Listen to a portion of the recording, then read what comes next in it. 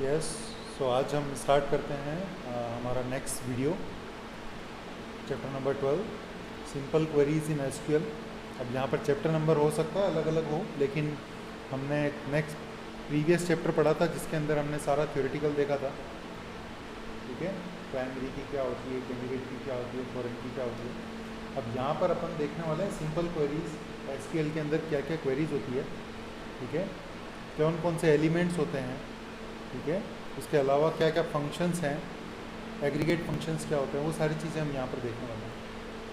तो यहाँ पर थ्योरेटिकल पार्ट को थोड़ा सा अपन अवॉइड करेंगे, जो इम्पोर्टेंट चीज़ें हैं वो डिस्कस करेंगे। फॉर एग्जांपल लिटरल्स हमारे पास क्या होती है, जो वैल्यू हम स्टोर करते हैं ना टेबल के अंदर, वो सारी चीज़ें लिटरल्स कहलाती है।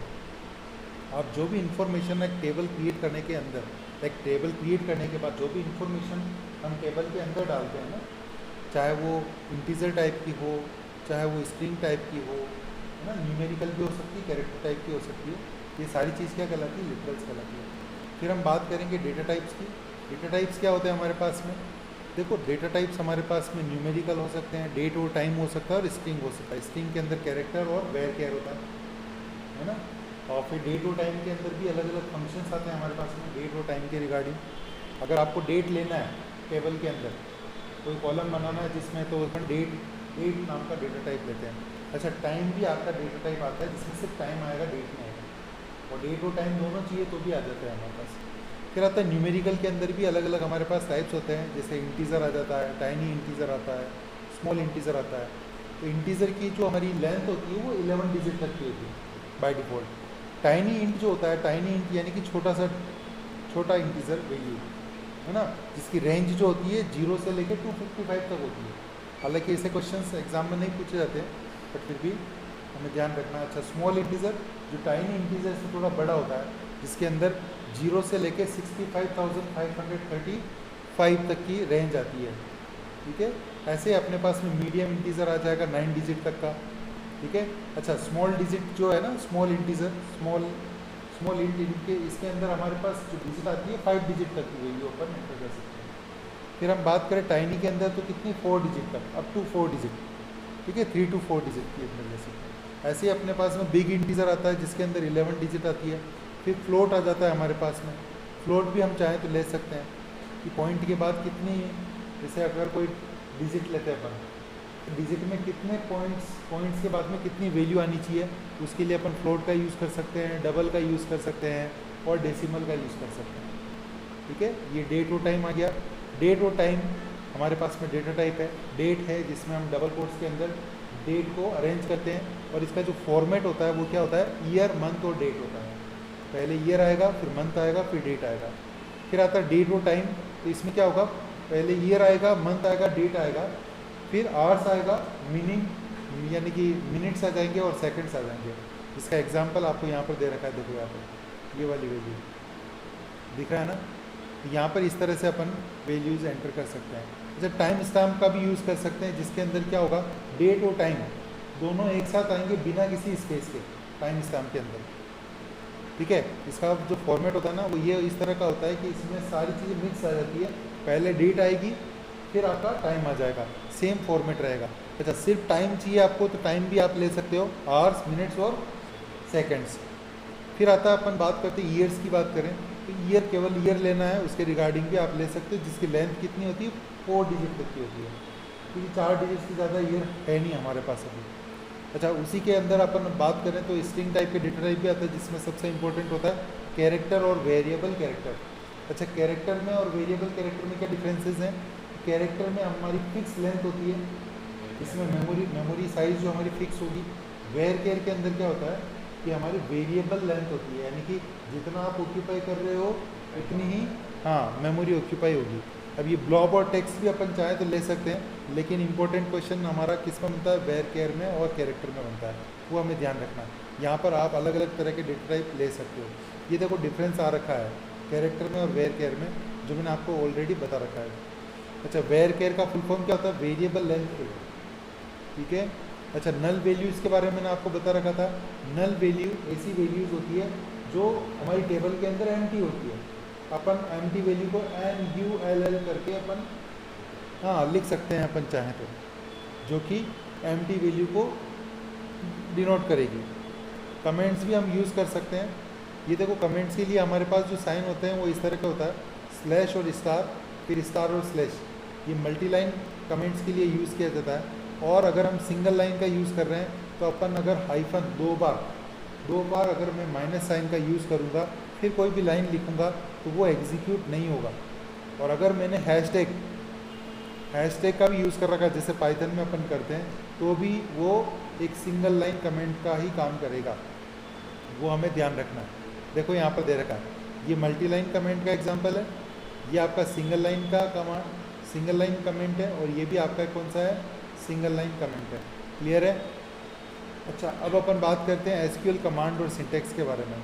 तो एसक्यूएल कमांड्स और सिंटेक्स के बारे में अपन बात करते हैं, जहाँ पर हमारे पास कुछ सिंपल डेटाबेस। अब यहाँ पर मैं आपको पहले थोड़ा डेटाबेस क्रिएट करना बता देता हूँ मैं, कि डेटाबेस को क्रिएट कैसे करना है, फिर हम ये सारी क्वेरीज वगैरह यूज़ करेंगे। ठीक है? तो जैसे कि यहाँ पर एक इवेंट नाम की टेबल है और एक पेट नाम की टेबल है जो ऑलरेडी सिस्टम में बनी हुई है। ठीक है? अब अपन इसको यूज़ करेंगे। तो सबसे पहले हम बात करते हैं डेटाबेस को एक्सेस करना है। यहाँ से हमारा प्रैक्टिकल पोर्शन स्टार्ट हो जाता है। तो टेबल मैंने ऑलरेडी बना रखी है, कैसे बनाई है वो भी मैं आगे बता दूंगा आपको। तो हम स्टार्ट करते हैं हमारा चैप्टर, प्रैक्टिकल पोर्शन वाला। रूट पासवर्ड डाल रखा था मैंने। और यहाँ पर अगर मुझे सबसे पहले डेटाबेस कितने पड़े हुए हैं मेरे पास, कौन कौन से बने हुए हैं, तो अगर मुझे देखना है तो शो डेटाबेसेस BASES जैसे ही मैं लिख के एंटर करूँगा, यहाँ पर हमारे पास में सारा का सारा डेटाबेस आ जाएगा। क्लियर है?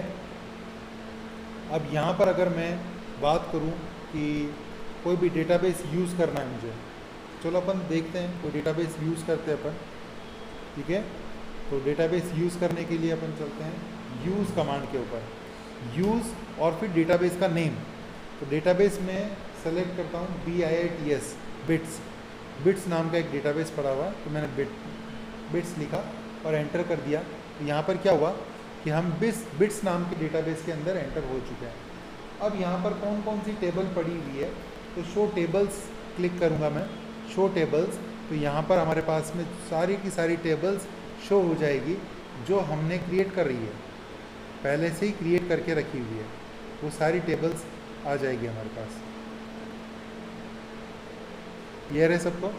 अच्छा, अब यहाँ पर अगर हम कोई पर्टिकुलर टेबल का यूज़ करना चाहें तो उसके लिए हमारे पास जो कमांड आती है वो आती है सेलेक्ट कमांड। तो देखो हमने यहाँ पर यूज़ करा डेटाबेस का नाम और डेटाबेस। तो देखो अब यहाँ पर एक मैनेजरी डेटाबेस बना हुआ है जो अपने पास भी पड़ा हुआ है। मैं अगेन अगर शो डेटाबेसेस करता हूँ, देखो शो डेटाबेसेस, या फिर मैं डेटाबेस उसी डेटाबेस का नाम लिख देता हूँ यहाँ पर। देखो यहाँ पर एक डेटाबेस पड़ा हुआ है मेरे पास, मैनेजरीज। ठीक है? तो ये डेटाबेस यूज़ करती है MANE का स्पेलिंग इसकी MENAGER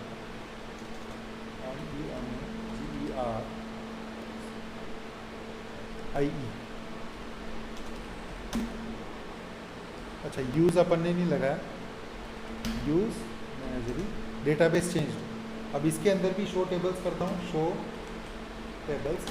तो यहाँ पर देखो, क्योंकि हमने हमारी बुक में देखा था कि इवेंट और पेट नाम की टेबल बनी हुई थी ना, तो सेम टेबल हमने यहाँ पर भी बना रखी है। इसलिए अपन इस डेटाबेस में आए, और इस डेटाबेस में आने के बाद अपन इस टेबल को देखना चाहते हैं। तो टेबल को यूज़ करने के लिए, यानी कि टेबल में से डेटा को एक्सेस करने के लिए, सिर्फ एक्सेस करने के लिए हम कौन सी कमांड का यूज़ करते हैं? हमेशा सेलेक्ट कमांड का यूज़ करते हैं। ठीक है? तो सेलेक्ट कमांड का यूज़ करके अपन डेटा को एक्सेस करते हैं। तो सेलेक्ट स्टार फ्रॉम, क्या नाम है टेबल का? इवेंट। तो यहाँ पर मैंने लिखा इवेंट। तो देखो एक इवेंट नाम की टेबल हमारे पास बनी हुई थी पहले से ही, तो ये इवेंट नाम की टेबल हमारे पास बनी हुई। अब यहाँ पर मैं लिखता हूँ सेलेक्ट स्टार फ्रॉम पेट। तो यहाँ पर पेट, अब देखो पेट डेटा ये जो टेबल है इसमें कुछ भी डेटा एंटर नहीं है। तो चलो अपन डेटा एंटर कर लेते हैं पहले पेट टेबल के अंदर। ठीक है? तो ये रही हमारी एक पेट टेबल। इसका स्ट्रक्चर देख लेते हैं क्या है। स्ट्रक्चर पेट देखो पूरा परफेक्टली दे रखा है इसने, नेम, ऑर्डनर, स्पीसीज, जेंडर, बर्थ और डेथ। तो यहाँ पर ये सारी चीज़ें दे रखी है। तो यहाँ पर अपन क्रिएट कर देते हैं, यानी कि टेबल के अंदर डेटा को एंटर कर देते हैं। तो डेटा एंटर करने के लिए मेरे पास जो कमांड है उस कमांड का नाम है इंसर्ट कमांड। तो इंसर्ट इनटू, ठीक है, ये इंसर्ट करना वैल्यू को और डेटाबेस क्रिएट करने का वीडियो का लिंक मैंने आप लोगों को ऑलरेडी ग्रुप में सेंड कर रखा था। आप एक बार उस वीडियो को रेफ़र करें, आपको समझ आ जाएगा। वैसे और भी मैं यहाँ पर और बता दूंगा आपको कि कैसे टेबल क्रिएट करते हैं और कैसे हम इंसर्ट करते हैं वैल्यूज़ को। तो इंसर्ट कर रहे हैं अपन। तो इंसर्ट इनटू, टेबल का नेम क्या है, पेट। क्या इंसर्ट करनी है हमें, वैल्यूज़ इंसर्ट करनी है। और वैल्यूज़ कहाँ पर गिवन है, हमारी बुक के अंदर गिवन है। क्या नाम है, फ्लफी, FLUFFY, फ्लफी। अच्छा, जो भी टेक्स्ट टाइप का डेटा है हमेशा हमें डबल कोट्स के अंदर लिखना होगा। तो फ्लफी हमने लिखा। फिर हमारे पास क्या, हेरोल्ड। तो डबल कोट्स में क्या आ जाएगा, हेरोल्ड आ जाएगा, ठीक है। ऑर्डनर, स्पीसीज़ क्या है, कैट है। तो ओके, तो स्पीसीज़ हमारी कैट है, तो CAT, कैट लिख दिया अपन ने। फिर हम बात करते हैं यहाँ पर जेंडर, इसका क्या है, फीमेल है, तो यहाँ पर फीमेल आ जाएगा। फिर हम बात करते हैं डेट ऑफ बर्थ। देखो बर्थ दे रखा है यहाँ पर, बर्थ हमेशा डबल कोट्स में लिखा जाएगा। ईयर 1993 हाइफन, फिर हमारे पास 02, तो 02, फिर अगेन 04। ये हमारे पास डेटा आ चुका है। फिर हमारे पास क्या दे रखा, डेथ, यानी कि इसकी डेथ नहीं हुई है, यानी कि ये जिंदा है। तो हमने यहाँ पर लिख दिया NULL, नल। तो जैसे ही मैंने एंटर करा, देखो ये एंट्री हमारी हो चुकी है। और हमारा डेटा जो है, ये जो फ्लफी, हेरोल्ड और केट, ठीक है, ये सारा डेटा हमारा टेबल में इंसर्ट हो चुका है। देखो यहाँ पर क्लियर है सबको। तो इस तरह से अपन सारा डेटा इंसर्ट करेंगे। मैं आपको और भी एक और क्वेरी रन करके बता देता हूँ। नेक्स्ट क्वेरी, क्लॉज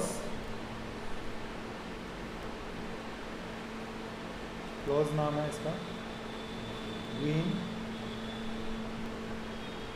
GWEN, ऑर्डनर है इसका। इसके पास क्या है, केट है, केटी है, और ये मेल है, यहाँ पर मेल आ जाएगा।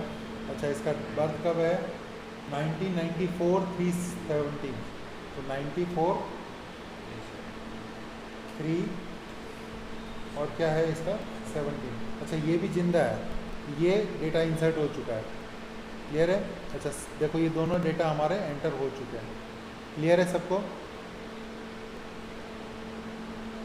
तो मैं इस तरह से एक काम करता हूँ, वीडियो ज़्यादा लेंदी नहीं हो इसलिए मैं यहाँ पर स्टॉप कर रहा हूँ। सारी वैल्यूज़ इंसर्ट करके आपके सामने आता हूँ अगेन। यस, तो यहाँ पर हमने पेट नाम की जो टेबल है वो क्रिएट कर ली है कम्प्लीटली।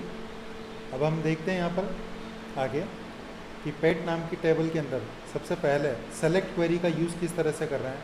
तो देखो यहाँ पर क्वेरी क्या लिखी हुई है, सेलेक्ट नेम, ऑर्डनर और स्पीसीज फ्रॉम पेट। तो अपन जो भी कॉलम चाहिए आपको, तो सेलेक्ट, ठीक है, जो जो कॉलम्स चाहिए आप लिख दो यहाँ पर नेम। देखो स्टार का मतलब होता है ऑल, ये सारे कॉलम्स आ जानी चाहिए। स्टार मतलब होता है ऑल, ये सारे कॉलम्स लेके आ जाओ। कहाँ से, फ्रॉम पेट टेबल से, पेट टेबल से। तो यहाँ पर सारे कॉलम्स आ जाएंगे, सारी वैल्यूज़ आ जाएगी। लेकिन अगर मुझे गिने चुने चाहिए, लाइक फॉर एग्जांपल मुझे नेम चाहिए, फिर मुझे ऑर्डनर की डिटेल चाहिए, और मुझे क्या चाहिए, कौन कौन सी स्पीसीज़ है इनके पास। तो ये सारे मैंने क्या ले लिया, नेम ले लिए।